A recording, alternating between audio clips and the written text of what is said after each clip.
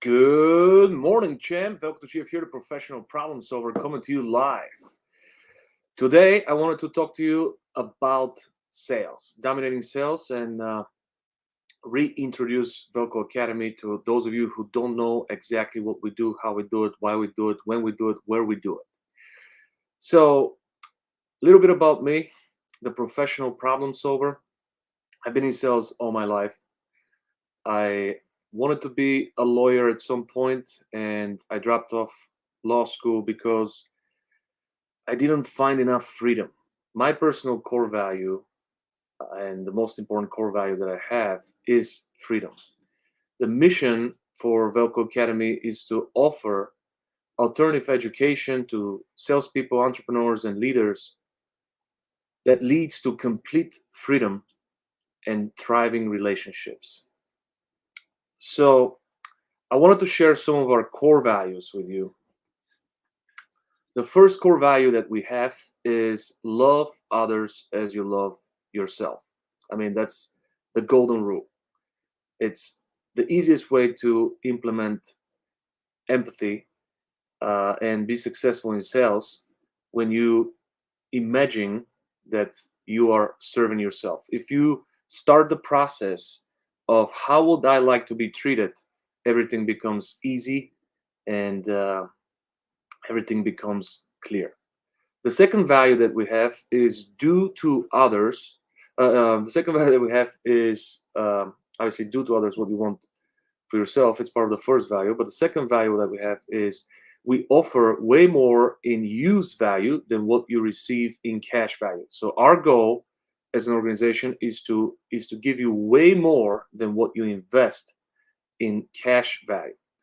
The third and very important core value that we have as an organization is we kill doubt. We use encouragement to kill doubt. We believe that everything starts with distraction that leads to doubt, that leads to deception and disobedience and depression.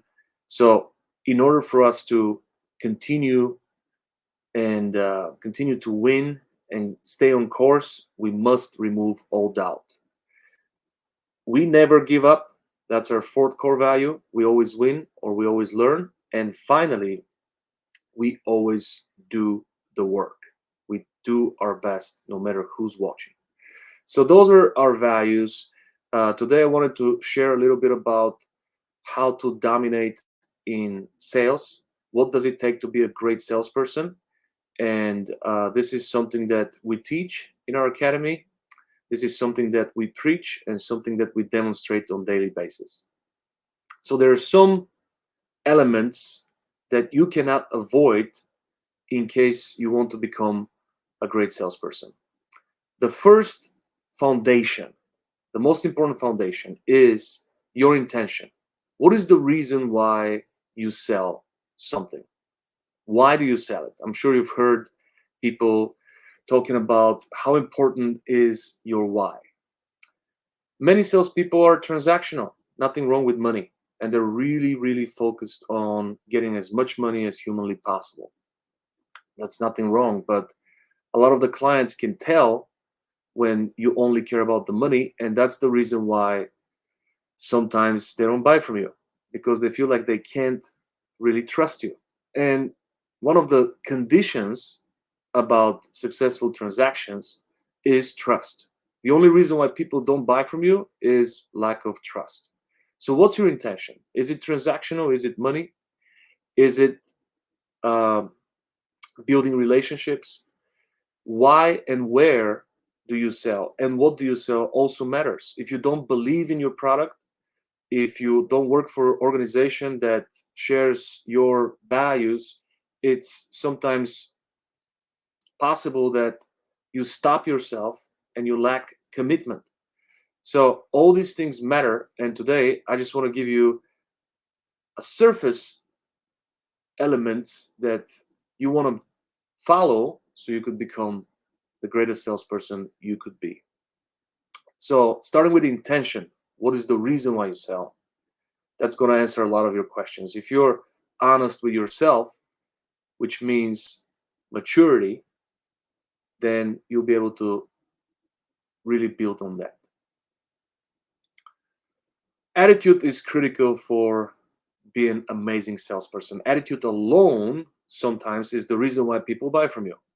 Sometimes when you lack skills, when you lack knowledge, when you lack other resources, just because you have great attitude, just because you make people feel welcome, just because you make people feel accepted, just because you make people feel special, which we can do simply by having great attitude, just because we never give up.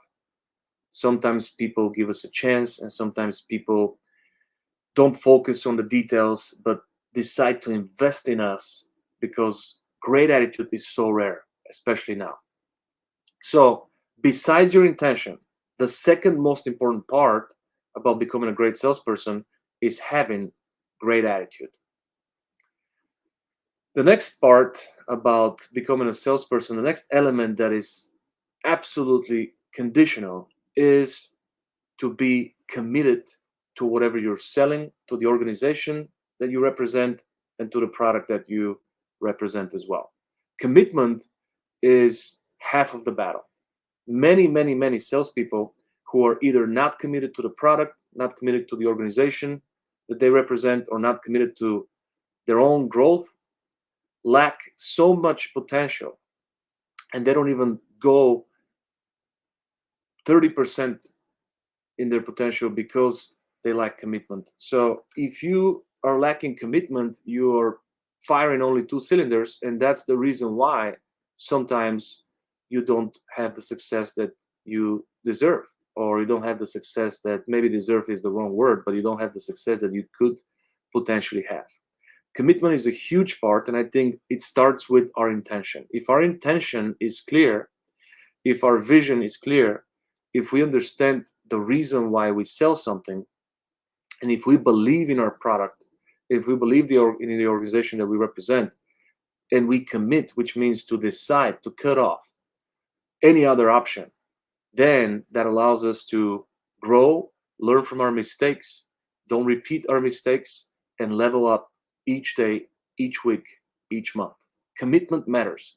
Sometimes people who are less skillful than you will outperform you just because of commitment alone, just because they see the long, indefinite road, and you're there for temporary, uh, um, for just a short period of time.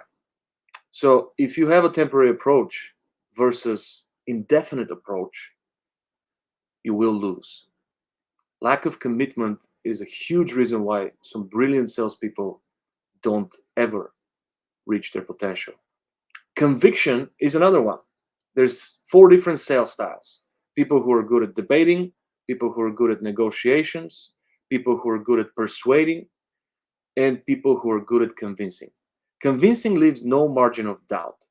Convincing means that you yourself is convinced, you are convinced in your product, in your organization, and in yourself, that what you're offering is a solution that helps others. If you don't believe it yourself, it's really hard to transfer that to other people. So conviction is another mandatory aspect of becoming a great salesperson. First, you have to sell yourself, like many others say. And that's part of being convincing and being convinced that your product matters. And look, the more convinced you are, the easier it becomes to convince others. And the less convinced you are, the harder it becomes to convince others. I guess that makes sense. The third aspect, or maybe number 4, is confidence. Sales is a game of confidence. Buyers would much rather buy from a confident salesperson than insecure salesperson or salesperson who's not prepared. Prepared salespeople outsell people who are winging it every single time. Buyers love confident salespeople. Sometimes confidence alone is the reason why buyers invest in you. Even if you lack the product knowledge, even if you lack other elements, because you're so confident, because you bring that confidence to them, they choose to invest in you. And some people use it for ethical or unethical ways, but confidence alone sells. Another aspect that is absolutely critical is courage. A lot of salespeople don't use this powerful force, courage. Sometimes we have to encourage ourselves to fight doubt, because doubt kills all sales. The doubt of the customer, the doubt of the salesperson, the doubt of the quality of the product, or the doubt in the organization and what their intention is. Sometimes that ruins all sales. So being able to kill doubt, the only weapon is courage. If we encourage our buyers, if we encourage ourselves, if we encourage our coworkers, it comes back tenfold. So courage is a huge part about becoming a great salesperson. Never underestimate the power of courage. Finally, my definition for sales is a transfer of energy. So we must have the energy so we could transfer it. So the energy is a combination of all the things that I just mentioned before. We carry energy of conviction, we carry energy of commitment, we carry energy of confidence, we carry energy of encouragement. We feel encouraged, we are encouraging, and we transfer that energy to our buyers. If we lack that energy, we have nothing to transfer. And the only thing we could transfer is our own self doubt, is our own self sabotage, our own insecurities. So, whatever we have in ourselves because of lack of preparation or lack of clarity or lack of commitment is what will transfer to our buyers. So, we can't blame our buyers for not being prepared to buy or for doubting us, is because of the energy we transfer to them. So, sales is energy. If you don't have the great attitude, if you don't have that true belief, it's hard to transfer it to anyone else. It's hard to transfer it to your buyers. Finally, the final point I want to make is dictionary. There is something that I call the gangbanger syndrome. If you dress like a gangbanger, if you talk like a gangbanger, if you walk like a gangbanger, if you sound like a gangbanger, people might think you're a gangbanger. And by definition, we don't trust gangbangers because we know they might have the wrong intention. So a lot of salespeople pay the price. Even salespeople with good intention pay the price for salespeople who take shortcuts and salespeople who have bad intention. The reason why is because they use the same exact words, they use the same exact qualifying questions, they use the same exact presentation tools, they use the same greeting, they use the same closing techniques, and our buyers are prepared to recognize them, and they're triggered, just like emotional trauma. Those words are red flags in our buyer's mind, and they're triggered by those words. So if we don't change our dictionary, if we don't use completely different words that the average salesperson is using, we can't count on the buyers to have a different opinion about ourselves. If we don't have unique aspect and some sort of creative aspect to connect with our buyers on a personal level, we cannot interrupt their pattern of thinking, and they will judge the book by the cover. And it's the way we present ourselves. So the words we use in sales matter the most. One of the rules that we have to follow is to keep our words impeccable, to learn how to say no in a positive way, to be able to inspire, encourage buyers, and to always be positive. The essence of the sale is to always agree with the buyer. And there's some techniques that we could use to agree with the buyer, even when we don't agree with the buyer, even when the buyer is not always right. There is what comes to mind right now is the old technique of feel, felt, found. I understand how you feel. Other buyers have felt the same way, but once when they found out this piece of information, they changed their mind. So this is a very smooth way to disagree with a buyer. We can't use the same greeting because we kill over 90% of the sales with the greeting alone. We can't use the same qualification questions because 90% of the sales, or I'm not going to use any statistics, but many of the sales are killed during the qualification process. When we qualify buyers the same way as transactional salespeople, we don't have any hope for a buyer to feel that we have their best interest in mind and we don't only care about their money. So, if you want to really get an alternative to what you've heard from transactional sales trainers out there and transactional books and information and resources that only teach you how to debate with your buyers, how to overcome objections, how to only negotiate, which is going to cost you a lot of your profit and a lot of your deals, and how to persuade buyers and manipulate buyers into making a sale and closing a deal, but not winning the buyer's trust long term.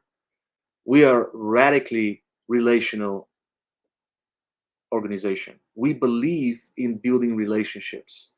We believe that sales is a game that has indefinite end. We believe that if you earn the trust of the buyer once and offer them consistency and pleasant follow-up, you will multiply your sales 10 times, 100 times, 1,000 times. Some of the superpowers that we possess are the art of collecting referrals. We teach salespeople, thousands of salespeople across the nation and hundreds of businesses how to collect referrals every single time. And trust me when I tell you, we have a completely different process than what you have heard and what you've used in the past. Completely different. I guarantee you that you've never heard that process before and you never probably tried it, but it works every time. And the average amount of referrals we collect is anywhere between 8 and 10 referrals, but the record is few hundred referrals. We're also extremely knowledgeable and experts at cross promotion. So we teach our clients and students how to get free money from the marketplace and pass it on to their buyers as massive value so they can protect their profit. We're allergic to discounts. We don't like discounts. And we don't think discounts bring any value to the buyer. We think that discounts slow down the close and discounts devalue everything: the product, the service, the organization. And finally, we have built hundreds of different brands. So we really focus on personal branding and we think this is the future. So we want to share with salespeople and businesses how to build their own tribe. We want to share some techniques, some strategies on how to build a powerful brand that allows you to enjoy working with people who always respect your time, people who love your approach, people who always trust your expertise, always show up, and people who are raving fan advocates out there in the community and would work for you, creating opportunities so you have evergreen growth. So I wanted to share some of those with you and continue to follow our channel here, whatever platform you're on. We're on Facebook, Instagram, YouTube, LinkedIn. Continue to follow our platform, and I'm going to continue to share with you in the next few days and few weeks. We will dive in deeper in each one of those elements that build the foundation for great salesmanship. We're going to talk about intention and the different types of salespeople in the next few days. We're going to talk about attitude, great attitude, and how to demonstrate that great attitude, how to make your great attitude contagious and people become obsessed and addicted with it. We're going to talk about commitment, how much easier things get after you commit to your organization, to your product, to yourself, to your self-development. We're going to talk about courage, how critical courage is to encourage your environment, to encourage yourself, to encourage your buyers. We're going to talk about conviction, how important it is to demonstrate your conviction, your passion, because the more passionate you are, the easier you can transfer that passion to your buyers. We're going to talk about confidence, real confidence that leaves no margin of doubt for the buyer. That's going to shorten your sales cycle, shorten your negotiations, and lead to the close easier and faster. We're also going to talk about pure energy, how to experience joy and transfer that joy to your buyer. Because buyers find joy in finding solutions to their problems. And that's all we do. We have to offer solutions to the problems our buyers have. And we have to do it in the most efficient possible way. And the most efficient possible way to transfer trust is by having pure energy that leaves no margin of doubt. And finally, I'm going to share with you some of the unique words, some of the dictionary that we teach our students and our clients so they could sound different, different than every other salesperson. So they could look different and they could demonstrate completely different experience, fresh experience, something that your buyers have not felt yet, something that your buyers have not experienced yet, and something that is going to help them feel that they could trust you more. Thank you so much for watching this. Please share this if you think it's helpful, and join us for one of our live workshops. This month we have 10 workshops scheduled. If you want to grab your ticket, go to www.problemsolvers.club. That's problemsolvers.club. And join us for amazing experience. Take us for a test drive in one of our live workshops right here at the Velco Academy headquarters. Make it a great day, and I'll catch you on the flip side.